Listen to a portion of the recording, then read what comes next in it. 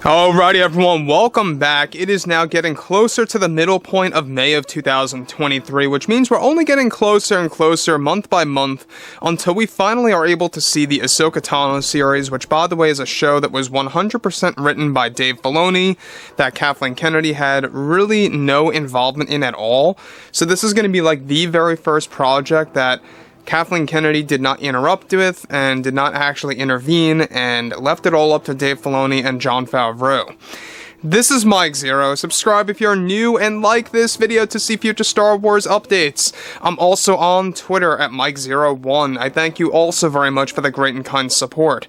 Now, let's get right into the subject about what's going on with the whole Kathleen Kennedy firing plan, why it's been turning into a bit of a disaster, and exactly how the executives, the board, and even Bob Iger are in on all of this in varying ways that is just creating a lot of tension over at Disney upon Lucasfilm as well. Now, we know that everything related to Indiana Jones 5 and the Dial of Destiny, alright, is basically what will determine if Kathleen Kennedy is staying at Lucasfilm or departing from the company. And we talked about this many times, that this is something that they finalized back on May 1st, where it's all dependent on the success or failure of this movie that's going to pretty much establish whether or not Kathleen Kennedy will remain being hired, by Disney to stay at Lucasfilm or getting laid off and getting replaced by somebody else, who, by the way, the top candidate right now to replace Kennedy is producer Dana Brunetti, alright? Now, we also know that there's other people a part of the roster and the candidate list that are standing by.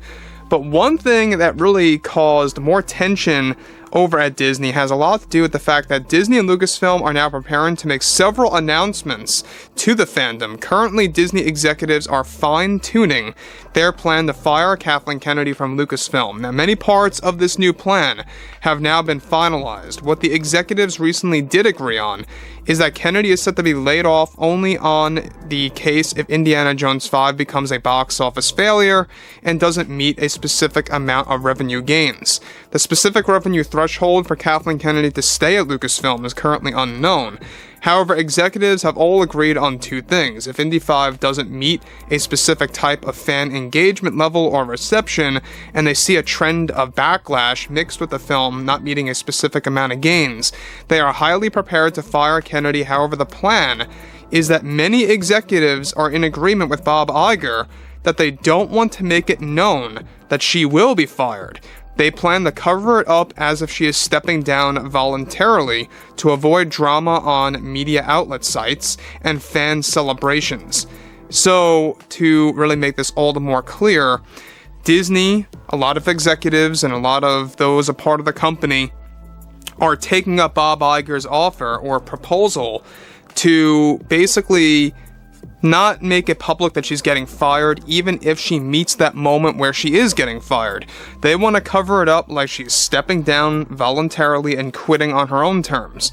This is all in order for Disney to avoid, any kind of unnecessary drama in their eyes on headlines from media sites and stuff around those lines, because they feel that by firing Kennedy, they would appear like they are just giving into the fandoms of Indiana Jones and Star Wars and stuff around those lines. They also don't want to encourage the fandoms celebrating her departure. I think it just comes down to one thing.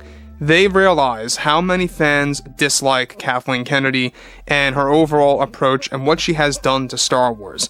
They for surely know the damage that she has done. And look, I've said this many times. When it comes to Disney Star Wars, I like bits and pieces of it. I don't like it consistently. When I look at the sequels, there's a lot of scenes in there that I really do love and enjoy. Let me be honest about that. I don't hate the sequels through and through, from start to finish, consistently. I like specific moments in there. But the entirety of the trilogy is just not good. Let's be honest about this. It doesn't really have the spirit of Star Wars like George Lucas's prequels and originals. I think the best thing that Disney ever did when it comes to Star Wars that really felt truly original and really just stuck to character development and a very good concrete story was Rogue One: A Star Wars Story. Rogue One was fantastic in my opinion. And even Kathleen Kennedy, believe it or not, interrupted with that. We were supposed to get a lot more Darth Vader toward the end. That was cut down and shaved down quite a lot, to be honest. But moving on, this is where things begin to pick up, is that Disney, alright, is essentially proposing of establishing a private firing of Kennedy and having her act like she is stepping down to the public. Something that Bob Iger proposed first, and that many executives also disagree with fully. Some of the board members are actually very frustrated with Bob Iger for even pursuing this plan, and it has made the Disney shakeup even worse between Iger and the board. The board wants Kennedy's firing to be known and honest as direct truth to their customers, to create an honest image via Disney and not a false image. This has caused big tension over at Disney between both Iger, the execs, and the board. Now, most of which are fully against Iger's idea of covering her up for the firing. Kennedy's severance deal, get this, is estimated to be around $20 to $30 million, which many feel is uncalled for, given that Kennedy potentially will be damaging to two very big franchises, Indy 5, or just Indiana Jones in total, and Star Wars, that were created by George Lucas, mind you. Now, here's the deal about this that I think a lot of fans need to take into account, is that we're still not quite sure what that threshold really is that's going to allow Kathleen Kennedy to stay at Lucasfilm. We're not quite sure specifically what that number is currently, but they do have a number. The fact that they have a number is good news and bad news. Depends on what Disney sees is considered bad. You know, what do they think is bad when it comes to box office numbers for Indy 5?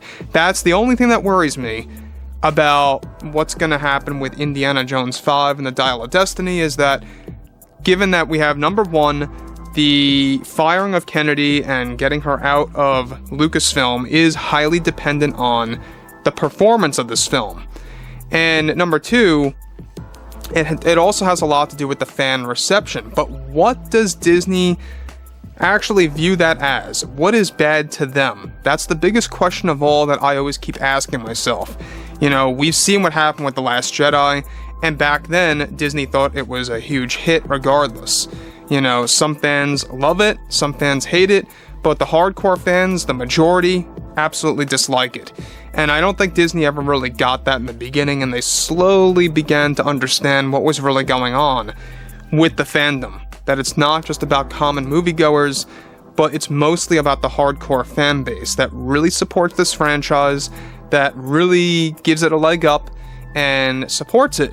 I mean, let's be honest, the hardcore fans are the fans that buy the merchandise, that stay subscribed to Disney Plus if they like what they're seeing, and if it's in a case where it's a movie, they are the people that see these movies 2, 3, 4, 5 times. I remember The Force Awakens, I saw it like 4 or 5 times. I lost count. I believe it might have been 4. And it's because at the time, it opened a gateway to many possibilities. You didn't really know where things were going thematically. And it was just so interesting to see where things were going to go with Luke. So overall, guys, you know, drop a comment below. Fill me in below in the comments what you all have to say about this. And I will catch you guys next time.